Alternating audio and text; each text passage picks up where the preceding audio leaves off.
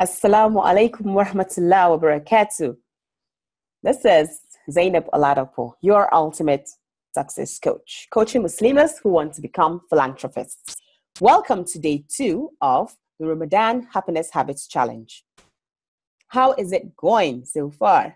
Alhamdulillah Rabbil Alameen. And today we're going to be talking about how you are going to work on improving your last Ramadan. We do know something that whenever we want to improve, we check our progress. We match our improvements to something that has happened before, right? A lot of times we get into this state where we look at what other people have achieved or have, seem to have achieved by either what we see or what we hear or what we read or whatever information we get. And then we compare these things to, our own selves. And then we usually end up beating up ourselves because we didn't achieve as much as we think we should have achieved. Well, this may be, not so good in the sense that Allah has created us with different capacities and He has created us in different circumstances. So we can't really expect to do things like other people. So in wanting to improve our last Ramadan by looking at what we did in the previous Ramadan or in past Ramadans, the reason why we're looking at this is not to use the previous Ramadans as a comparison tool to be able to say, oh, I did better this Ramadan or that Ramadan, because we want to use it as a way to beat ourselves up. Let me explain this further. For me, Ramadan 2015 has been the best Ramadan of my life ever. I mean, in terms of the way I felt connected to Allah. That's how I feel. So look at it in this way. The last 2 Ramadans I didn't feel they were really so great. But let me tell you something. Ramadan 2016, I was pregnant. And when I'm pregnant, there's this joke I always tell everybody around me. I say, I am of no use to anyone except the growing baby inside me. So Allah gave me a different mission for that Ramadan. And that mission for me was definitely not being able to be in a state to do everything I would have loved to do in Ramadan. Keeping awake was a challenge because I was in my first trimester and it was so difficult. Keeping awake was a problem. Even, eating, everything was just like, I was just like a wreck, basically. And it was really, really very difficult for me. It was really difficult for me. And I don't even know how else to describe the difficulty. And, coming after a period when I had such a beautiful Ramadan, of course, it would have been possible for me to have beat myself up about it and all that. But I found that it wasn't really necessary because I didn't choose what my situation would be in that Ramadan. And nurturing another soul for those who Allah has blessed them with is a mission that Allah has asked them to do. And each mission comes with its own baggage and what have you. So for someone who has been blessed with the opportunity to be in a state of good health, to be able to fast, then you know that your circumstances are different. So someone that isn't in that exact situation would know that she shouldn't compare herself to somebody who has everything. So imagine someone who is pregnant and has a difficult pregnancy, comparing her ability to experience, or rather to create the experience of a very good Ramadan where she's able to tick all the boxes in her checklist, comparing herself to someone who is 100% healthy and doesn't have any issues with the fast and all that. It will be really like an unfair comparison. So even in our own lives, when we want to compare things, we need to be conscious of the circumstances that we're comparing it. Of course, I was the same person doing those 2 Ramadans, but I was in 2 exactly different circumstances. So we can also take this further. For instance, for someone that has had so many years of Ramadan being married and had the support of, of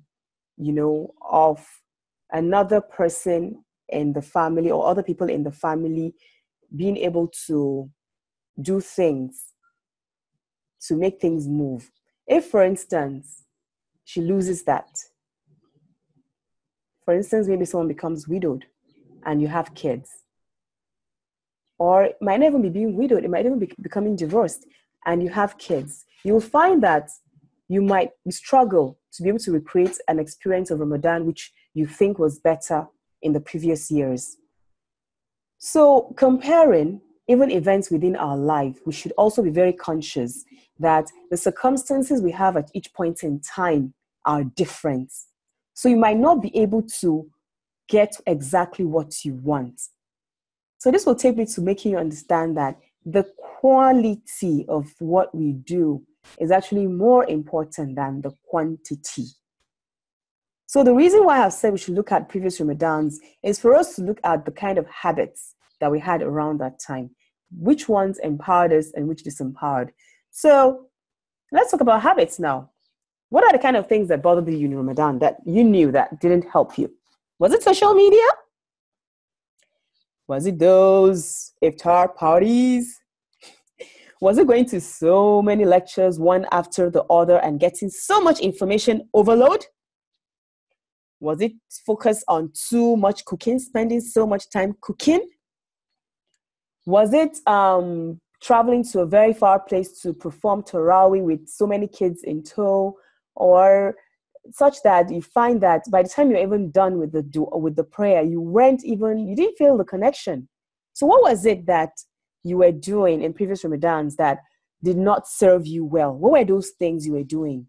So if you're able to identify those things that made you feel frustrated, things that, you were unhappy about that happened, all those things, by the time you identify them, it will be very easy to know the kind of things you would want to focus on to be able to create a better Ramadan, inshallah, because becoming a better version of yourself will give you a better Ramadan. And because you have now decided to use yourself as your benchmark, not sister XYZ or brother ABC, it's you. You are your best benchmark in the sense that you have to do better than the past version of yourself. You don't have to do better than any sister out there. You can't be anybody but you.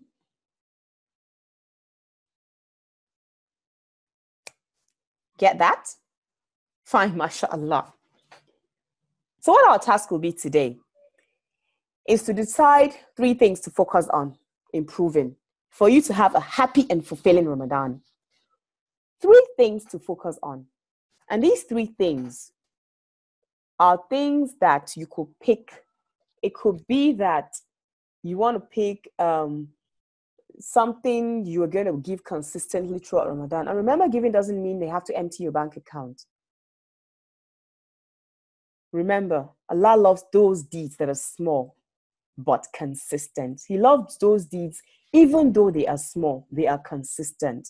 So look for one thing that you want to do that you can focus on improving in this Ramadan. And this focus could also be something that you want to do without this Ramadan that you know will help you in achieving a good Ramadan.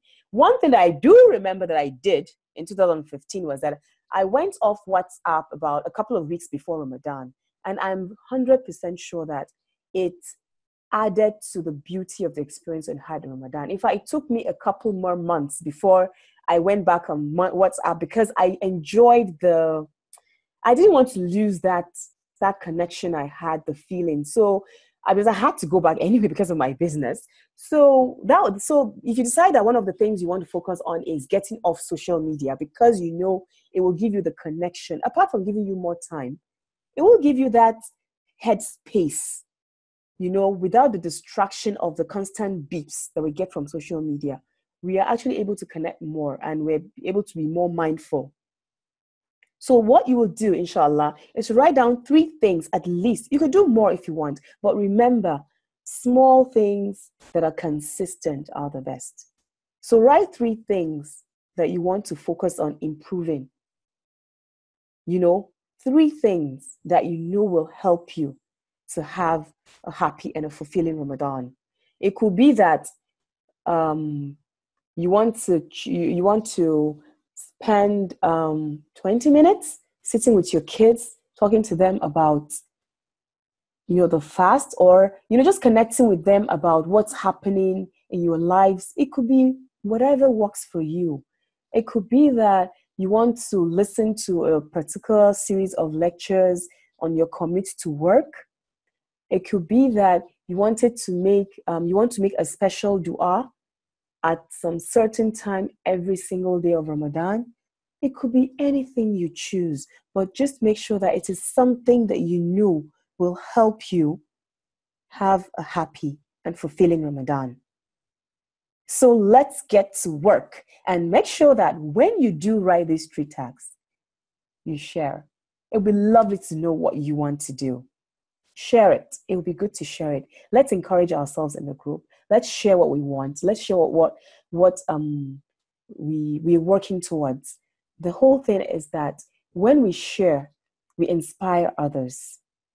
We make others feel that, wow, I can do that too, and helps them also take the effort, make the effort rather to do these things. It inspires people. And then remember, nothing is too small to commit to. What is important is that you make a decision and choose to commit to something. I pray Allah rewards us with seeing the next Ramadan and blessing us with all its goodness. Subhanaka Allahumma wa bihamdik ashhadu an la ilaha illa anta wa astaghfiruka wa atubu ilayk.